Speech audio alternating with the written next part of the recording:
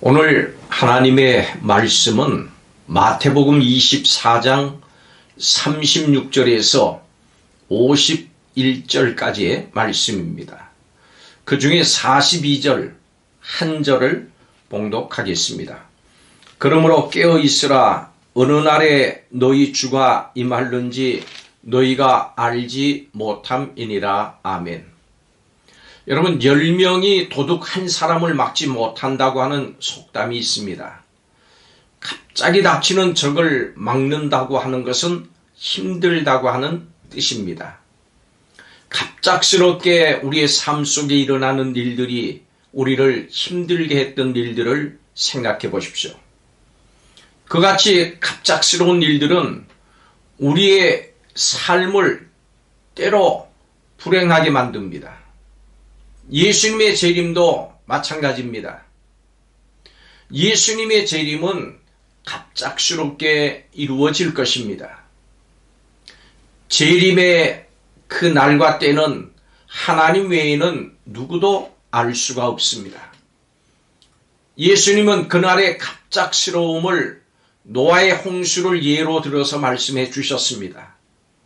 홍수 전에 노아 주변에 있던 사람들은 다가올 멸망을 모른 채로 장가 들고 시집가면서 제멋대로 살았습니다. 장가를 가고 시집가는 것이 나쁘다는 뜻이 아닙니다.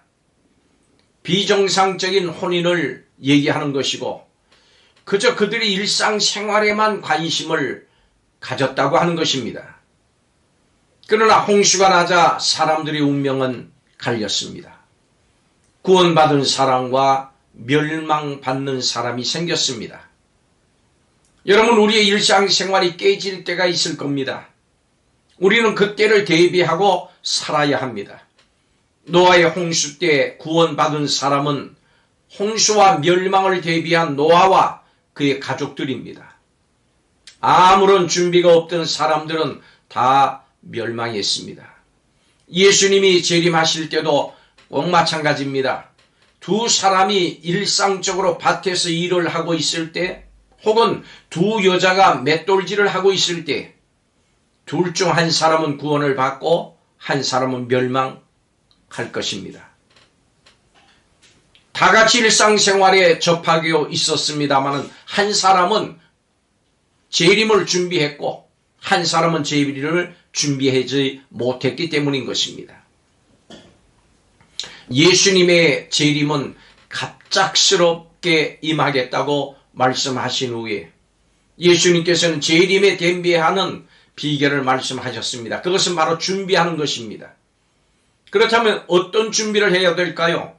도둑을 막기 위해서는 담장을 높게 쌓고 문을 튼튼하게 만들고 경고장치를 설치를 하고 경비 시스템의 도움을 받으면 됩니다. 그렇지만은 예수님의 재림은 이렇게 대비할 수 없습니다.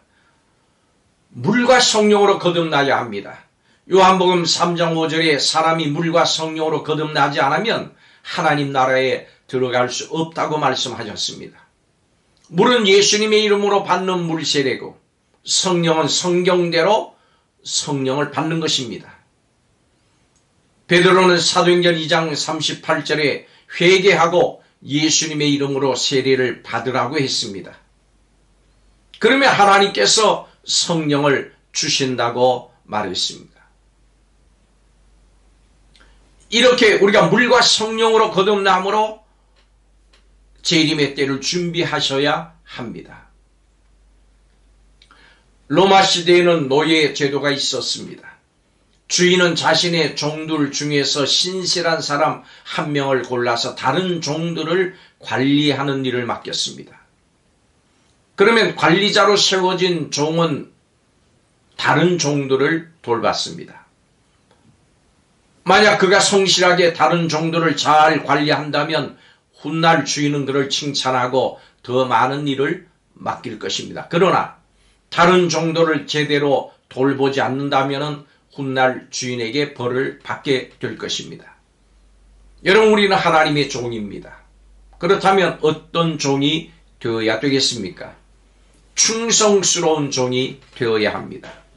게으르고 나태한 종이 되어서는 안 됩니다.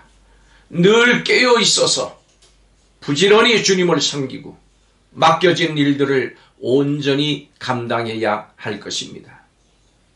우리 예수님께서는 그런 사람들을, 그런 종들을 칭찬하실 것입니다.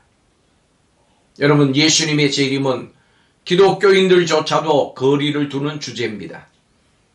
그러나 예수님의 재림은 너무도 확실하고 예수님의 구원 사역의 그 마지막 단계이기도 한 것입니다.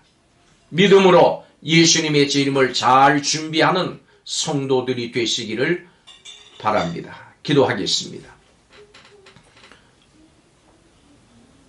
재림의 날, 이때를 잘 준비하는 성도들이 되어서 예수님 오시는 재림이 재앙의 때가 아니라 형벌의 때가 아니라 구원의 때가 될 수 있도록 하나님 우리 모두에게 은혜를 베풀어 주옵소서. 물과 성령으로 거듭나게 하시고 깨어있게 허락하여 주셔서 세상 악을 멀리하며 주님께 충성하는 종들이 다 되게 허락하셔서 잘 준비된 재림을 맞이하는 복된 성도들이 되게 하여 주옵소서. 예수님의 이름으로 기도하옵나이다. 아멘.